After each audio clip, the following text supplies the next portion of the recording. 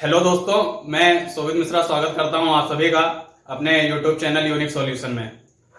चलिए, हम लोग विज्ञान में भौतिक विज्ञान पढ़ रहे थे और उस भौतिक विज्ञान में हम लोगों ने परावर्तन पढ़ लिया था। उसके बाद में अपवर्तन पढ़ लिया था और अपवर्तन के बीच मध्य में ही थे जहां पर हम लोगों ने पूर्ण आंतरिक परावर्तन पढ़ा था। तो इस वीडियो को समझने से पहले मैं आपको सलाह देना चाहता हूं कि अगर आपने अपवर्तन के वीडियो नहीं देखे और उसके साथ में पूर्ण, खासकर जो मेरा आज का ये वीडियो रहेगा वो पूर्ण आंतरिक परावर्तन से संबंधित है, तो अगर आपने खासकर पूर्ण आंतरिक परावर्तन को नहीं देखा है तो कम से कम आप उस वीडियो को एक बार विजिट करके पूरा देख लें, जिससे आपको ये सब चीजें आज के वीडियो में पूरी तरीके से समझ में आ जाएंगी। तो चलिए प्रारंभ करते हैं कि पूर्ण आंतरिक परावर्तन के क्या क्या दैनिक जीवन में व्यवहारिक अनुप्रयोग हम लोग देखने को पाते हैं। और जैसा कि आपने वीडियो के थंबनेल में देखा होगा कि मरीचिका और लूमिंग, जो कि हम लोगों के आज के थंबनेल में है, उसको भी समझेंगे। साथ में पूर्ण आंतरिक परावर्तन के और अन्य उदाहरण जो देखने को मिलते हैं उनको भी समझते हैं। तो चलिए प्रारंभ करते हैं मरीचिका से। और मरीचिका आप जानते हैं दो प्रकार की मरीचिका हो सकती है। एक तो गर्म प्रदेश में मरीचिका, या आप बोले रेगिस्तान में मरीचिका, और एक मरीचिका बोली जा सकती है ठंडे प्रदेश में मरीचिका। तो पहले हम लोग देखते हैं रेगिस्तान की मरीचिका कि रेगिस्तान में मरीचिका यह क्या है। और पहले तो यही जान लें कि यह मरीचिका होता क्या है।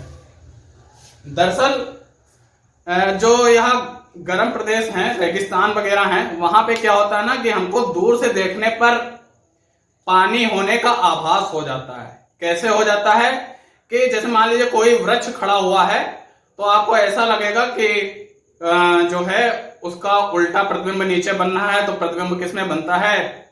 जल में ही बनता है। तो आपको वहां पे जल होने का आभास होगा, लेकिन वास्तव में वहां पे जल नहीं होगा। तो फिर आखिर उस वृक्ष का उल्टा प्रतिबिंब बन कैसे जाता है, चलिए समझते हैं। और यही घटना रेगिस्तान में मरीचिका बोली जाती है। अब इसमें आप समझें पहले, जैसे मान लीजिए यह हमारा कोई एक वृक्ष है, या हमने एक वृक्ष बना लिया।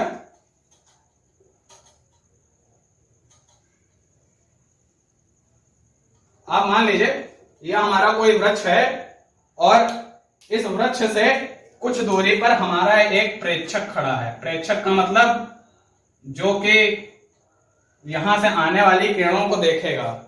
तो यह प्रेक्षक खड़ा है और यह रेगिस्तान का क्षेत्र है। तो इस रेगिस्तान के क्षेत्र में आप इस बात को ध्यान रखें कि जो नीचे सैंड है, जो यहां पर नीचे सैंड है, जो बालू है वह गर्म है, क्योंकि टेम्परेचर के कारण वह गर्म अवस्था में होगी। तो उस बालू के कांटेक्ट में या उस सैंड के कांटेक्ट में जो होगा, ऊपर जो नीचे की वायु है वह गर्म होगी। जो नीचे की वायु है गर्म होगी, और जैसे जैसे नीचे से ऊपर की तरफ बढ़ते जाएंगे तो गर्म वायु से ठंडी वायु की परतें आने लगेंगी। गर्म वायु से ठंडी वायु की परतें आने लगेंगी।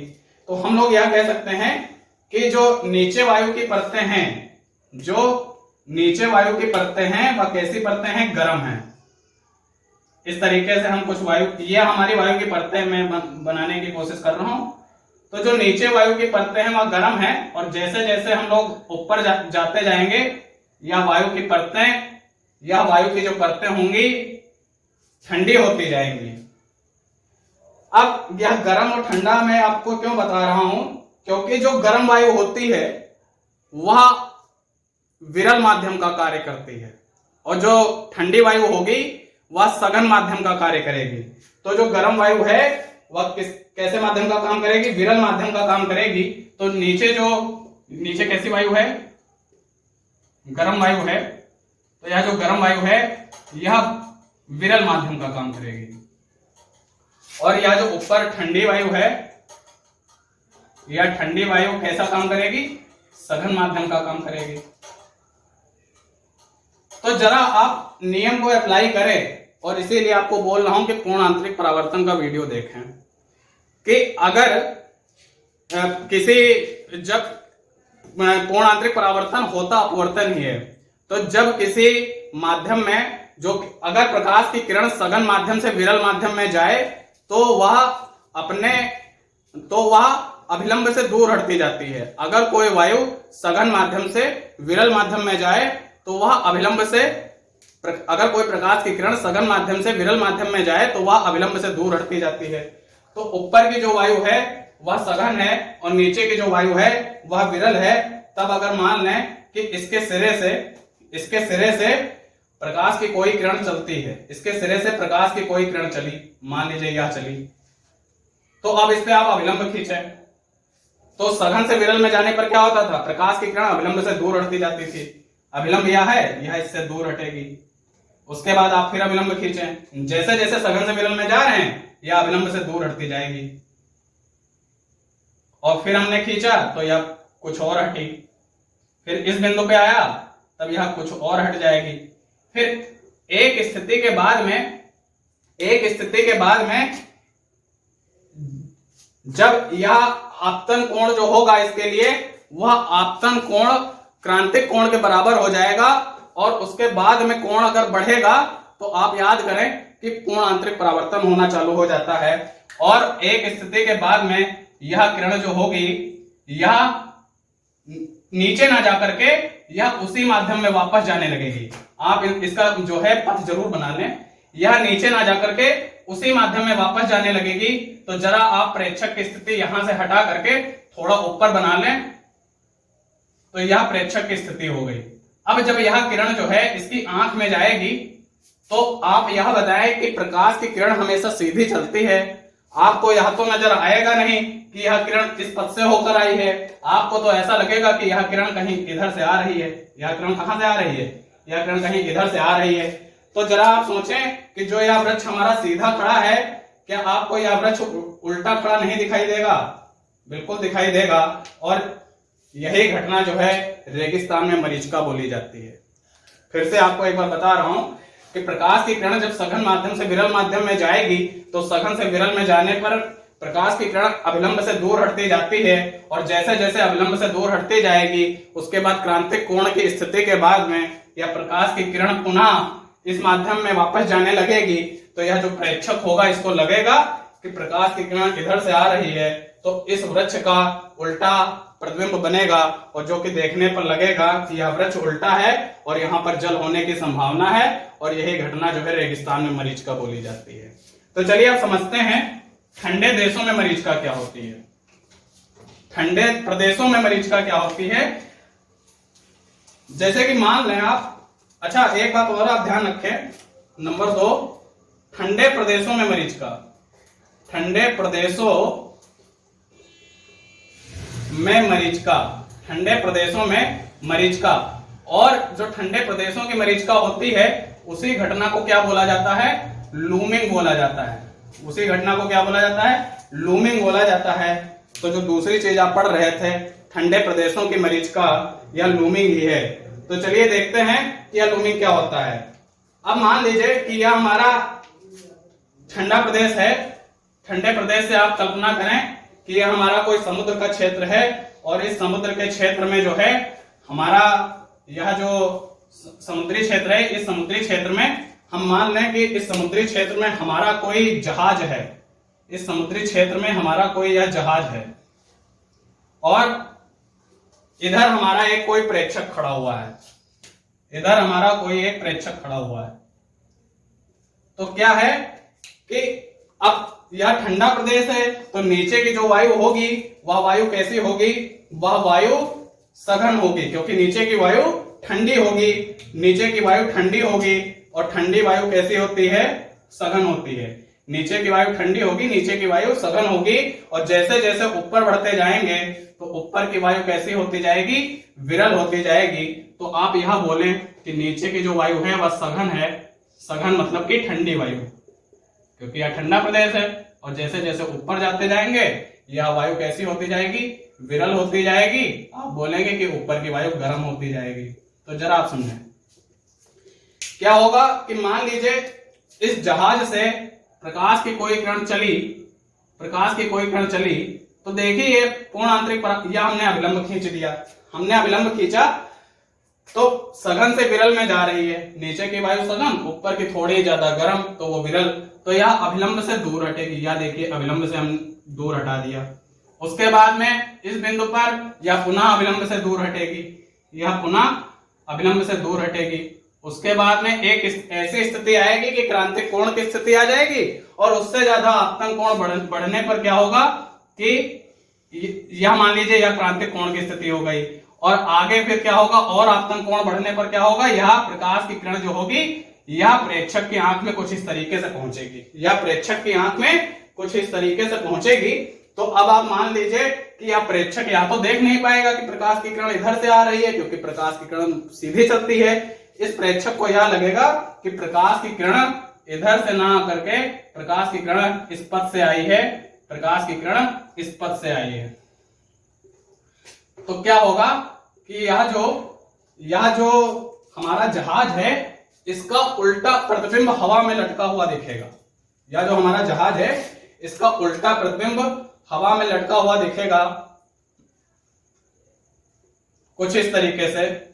और यह जो घटना होती है इसी घटना को बोला जाता है ठंडे प्रदेशों में मरीच का, या इंग्लिश में इसको लूमिंग बोला जाता है, इंग्लिश में इसको लूमिंग बोला जाता है। तो आप इन दोनों घटनाओं को समझ पाए। उम्मीद है आप दोबारा प्लेबैक करके अगर एक बार समझ लेंगे तो दोबारा आप इसको समझ जाएंगे। तो उम्मीद है आप मरीचिका और लूमिंग समझ गए।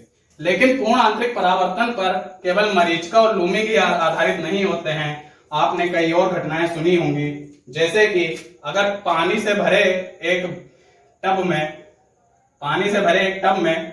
परखनली डाल दी जाए, पानी से भरे एक टब में परखनली डाल दी जाए, या परखनली डाल दी गई, पानी से भरे एक टब में परखनली डाल दी जाए, और यह जो परखनली है इसको तिरछा करते जाएं, तिरछा मतलब घुमाते जाएं, तो एक ऐसी स्थिति आएगी कि यह परखनली जो है यह चमकने लगेगी। तो आप यह बात ध्यान रखें कि इस परखनली के अंदर क्या है, इस परखनली के अंदर वायु है, एयर है, और बाहर क्या है, जल है। तो जब प्रकाश की किरणें कुछ इस तरीके से जाएंगी कि वह जल से किस माध्यम में जा रही होंगी, जल से जा रही होंगी वायु में। तो आप जरा इस बात को मुझे बता दें कि अगर प्रकाश की किरण जल से वायु में जा रही है तो सघन से विरल में जाने की तो शर्त पूरी हो रही है, जल तो सघन है और वायु विरल है। उसके बाद में जैसे जैसे हम परखनली को तिरछा करते जाएंगे, झुकाते जाएंगे, ऐसी स्थिति में जो होगा आपतन कोण बढ़ता जाएगा, और एक ऐसी स्थिति आएगी कि वह आपतन कोण क्रांतिक कोण हो जाएगा। और उसके बाद में यह तब तक नहीं चमकेगी जब तक कि आपतन कोण जो होगा वह क्रांतिक कोण के बराबर रहेगा, क्योंकि उस स्थिति तक जो है प्रकाश इस वायु में आ जाएगा। लेकिन अगर आपतन कोण क्रांतिक कोण के बराबर हो गया तो प्रकाश वायु में ना जाकर के वह इधर वापस चला जाएगा। मतलब कि आप बोल देंगे कि प्रकाश का पूर्ण आंतरिक परावर्तन हो जाएगा, और जब प्रकाश इसमें जा ही नहीं रहा है और बाहर से ही वापस आ गया है तो आपको यह परखनली चमकती हुई दिखेगी। और यही कारण होता है कि पानी में परखनली को तिरछा रखने पर परखनली एक स्थिति झुकाने पर, एक झुकाते रहने पर एक स्थिति के बाद में वह चमकने लगती है। और यही कारण है कि अगर किसी पानी से भरे बीकर में एक धातु का गोला, पानी से भरे एक बीकर में धातु का गोला, यह जो गोला है यह धातु का है, इसको काला पेंट करके डाल दिया जाए। पानी से भरे एक बीकर में धातु के गोले को काला पेंट करके डाल दिया जाए तो यह धातु का गोला चमकता है। यह धातु का गोला क्या होता है, चमकता है। और इसके चमकने का भी कारण जो है पूर्ण आंतरिक परावर्तन ही है, क्योंकि जब यह धातु का गोला काले से लेप किया जाएगा तो इस काले लेप और धातु के गोले के बीच में वायु आ जाएगी। इसके बीच में, यह काला लेप और इस धातु के गोले के बीच में कुछ ना कुछ मात्रा में वायु होगी, कुछ ना कुछ मात्रा में वायु होगी। तब प्रकाश की किरण जो होगी वह इस अंदर, यह जो है जल से अंदर वायु में जाना चाहेगी, जल से अंदर वायु में जाना चाहेगी, लेकिन उसका पूर्ण आंतरिक परावर्तन हो जाएगा। वह प्रकाश की किरण वह बाहर ही चली जाएगी, और जब बाहर चली जाएगी इसी के कारण धातु का गोला जो होगा आपको चमकता हुआ दिखेगा। इसी के कारण धातु का गोला आपको चमकता हुआ दिखेगा। इसके अलावा आप कुछ और भी उदाहरण देख सकते हैं कि कांच में पड़ी दरारें, वह दरारें आपकी विंडो में पड़ सकती हैं या आपके गाड़ी के शीशे में पड़ सकती हैं। वह कभी कभी आपको किसी विशेष एंगल से देखने पर चमकती हुई दिखती होंगी। इसका क्या कारण है? तो जब कांच में दरारें पड़ जाती हैं तो वह हिस्सा टूटने की वजह से उसके बीच में वायु आ जाती है, और जब वायु आ जाती है तब वह प्रकाश जो कि कांच से होकर के वायु में आ जाएगा, उस स्थिति में आपको वह चमकती हुई नहीं दिखेगी। लेकिन अगर किसी प्रकाश की किरण के लिए जब प्रकाश कांच से वायु में आ रहा है, किसी प्रकाश की किरण के लिए जब प्रकाश कांच से वायु में आ रहा है, और उस स्थिति में अगर उसका जो है आपतन कोण क्रांतिक कोण के बराबर हो गया या क्रांतिक कोण से ज्यादा हो गया, तो वह प्रकाश उस कांच से बाहर नहीं निकल पाएगा। वह प्रकाश उस कांच से बाहर नहीं निकल पाएगा और उसी के अंदर रह जाएगा, जिसके कारण वह कांच की जो दरार है आपको चमकती हुई दिखेगी। फिर से एक बार बोल देता हूं कि अगर प्रकाश की जो कोई किरण है कांच से बाहर वायु में आ रही है, जिसमें दरार पड़ी हुई है जहां पर वायु है, अगर ऐसी स्थिति में जो है प्रकाश आप क्रांतिक कोण से कम है तो वह आसानी से बाहर आ जाएगा। लेकिन अगर क्रांतिक कोण से ज्यादा हो जाता है तो वह आसान बाहर नहीं आएगा, उसका उसी माध्यम में पूर्ण आंतरिक परावर्तन हो जाएगा और बाहर से देखने पर वह आपको चमकता हुआ दिखेगा। और कोई उदाहरण देख सकते हैं आप? बिल्कुल देख सकते हैं, और जो कि बहुत फेमस है हीरे का चमकना, जो कि बहुत फेमस है हीरे का चमकना। हीरे का चमकना, हीरा क्यों चमकता है? हीरा क्यों चमकता है? तो दरअसल क्या होता है ना कि हीरे की एक अपनी विशेष आकृति है, एक विशेष चतुष्फलकीय आकृति है। वह विभिन्न कोणों पर आपस में अंदर मुड़ा होता है, उसकी संरचनाएं होती हैं। अगर कोई प्रकाश की किरण हीरे के अंदर चली जाए, अगर कोई प्रकाश की किरण हीरे के अंदर चली जाए, आप एक बात ध्यान रख लें कि हीरे के लिए जो क्रांतिक कोण का मान होता है, हीरे के लिए जो क्रांतिक कोण का मान होता है वह 24 डिग्री होता है। वह कितना होता है? 24 डिग्री होता है। आप इस कोण का अनुमान लगा सकते हैं, यह बहुत छोटा कोण है, यह कोण बहुत छोटा कोण है। तो कहने का मतलब क्या हुआ? जैसे मान लीजिए कि यह हमारा हीरा है और इसके अंदर बहुत सी संरचनाएं हैं, तो क्या होगा कि इसके किसी भी फलक पर अगर कोई प्रकाश की किरण इसके अंदर चली गई, मान लीजिए चली गई, और यह किरण बाहर तभी निकल पाएगी, यह किरण बाहर तभी, इस क्रांतिक कोण का मतलब समझें, यह किरण बाहर तभी निकल पाएगी जब किसी भी पृष्ठ पर, इस पृष्ठ पर मतलब बाहर आते समय, जैसे मान लीजिए इस पृष्ठ पर बाहर आते समय आपतन कोण का मान इस कोण से, जो आपतन कोण है, इस आपतन कोण का मान इस कोण से कम होना चाहिए, इस कोण से कम होना चाहिए। अगर इस कोण से बड़ा है तो यह प्रकाश की किरण बाहर नहीं आएगी, बल्कि अंदर ही उसका पूर्ण आंतरिक परावर्तन हो जाएगा। अंदर, अगर आप क्रांतिक कोण को समझ गए हैं और पूर्ण आंतरिक परावर्तन को समझते हैं, तो मैं जिन बातों को बोल रहा हूं आप समझ रहे होंगे कि आप इस क्रांतिक कोण से अगर आपतन कोण का मान जो है वह, इस क्रांतिक कोण से अगर आपतन कोण का मान छोटा है तभी वह बाहर आ पाएगी। लेकिन अगर इससे जो है बड़ा है तो वह प्रकाश की किरण बाहर नहीं आ पाएगी। तो आप यह तो जानते ही हैं कि प्रकाश की किरण आसानी से 24 डिग्री के बाद में ही आपतित होती होगी, और बहुत कम किरणें ऐसी होती होंगी जो 24 डिग्री से कम पे आपतित होती होंगी। तो जो किरणें 24 डिग्री से कम पर आपतित होती हैं वह आसानी से बाहर, 24 डिग्री से कम पर आपतित होती हैं वह आसानी से बाहर निकल जाती होंगी, लेकिन जो 24 डिग्री से ज्यादा पर आपतित होती हैं वह इसी के अंदर रह जाती हैं। तो आप यह बताएं, जब बाहर से आने वाला प्रकाश ज्यादा है और अंदर से निकलने वाला प्रकाश कम है, तो यह इसके अंदर प्रकाश की बहुत ज्यादा मात्रा इकट्ठा होगी और आपको यह चमकता हुआ दिखेगा, और यही हीरे के चमकने का कारण है।